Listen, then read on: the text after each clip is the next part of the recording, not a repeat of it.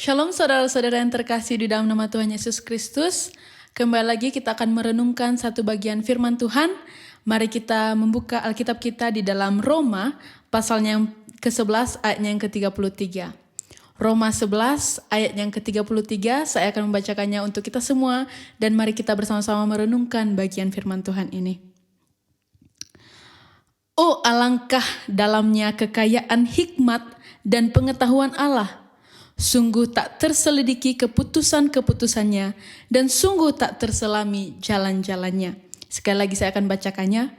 Oh, alangkah dalamnya kekayaan hikmat dan pengetahuan Allah.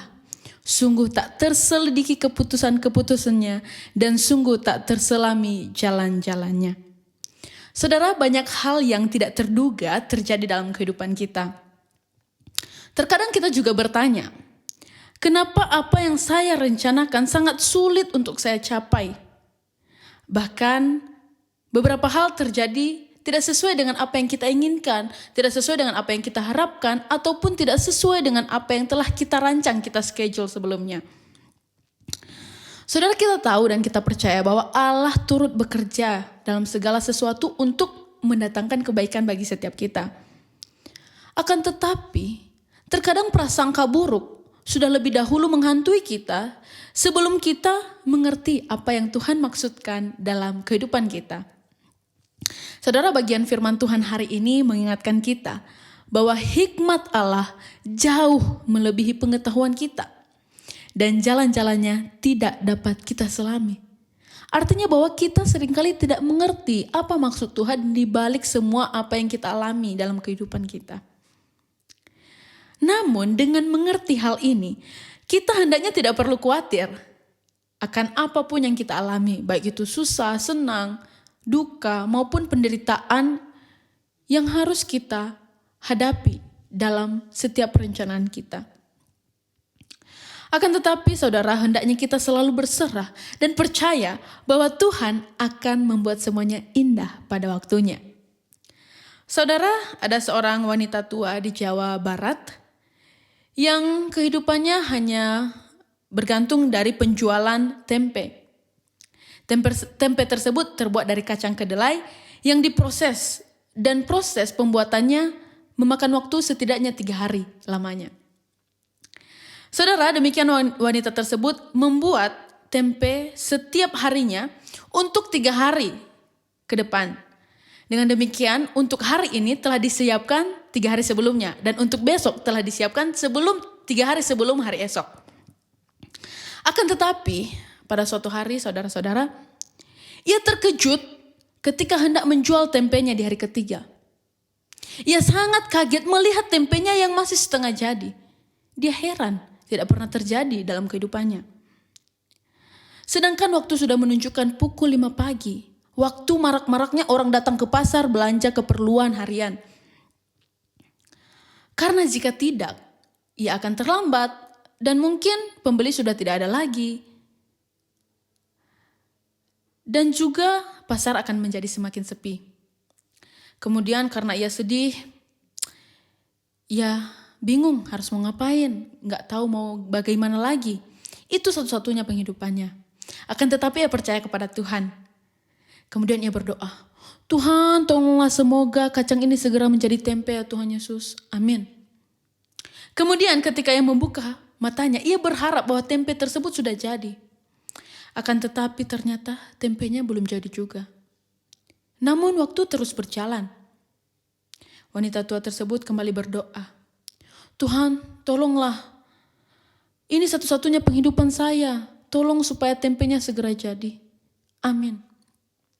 Kemudian ia kembali membuka matanya dan berharap tempenya sudah jadi. Akan tetapi hasilnya tetap sama. Ia sedih, ditambah lagi waktu dan hari yang semakin siang. Namun ia tidak berputus asa. Ia berdoa lagi kepada Tuhan. Tuhan, aku akan berangkat sekarang. Aku yakin Tuhan pasti menolong dan membukakan jalan. Sepanjang perjalanan ia berdoa, semoga sepanjang jalan tempenya akan segera jadi. Kemudian ia pun berangkat dan membawa tempe yang masih setengah jadi tersebut. Sesampainya di pasar, ia meletakkan tempenya dan berharap akan ada yang membelinya.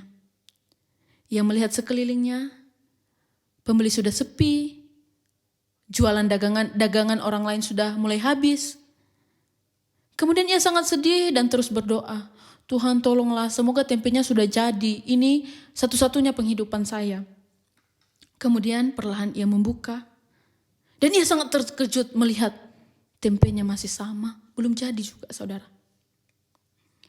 Kemudian akhirnya ia pasrah dan tidak tahu harus berbuat apa. Hari sudah siang, pembeli sudah sepi, tempenya masih belum jadi. Kemudian sambil merenung, ada seorang wanita yang menghampirinya dan bertanya, jual tempe bu?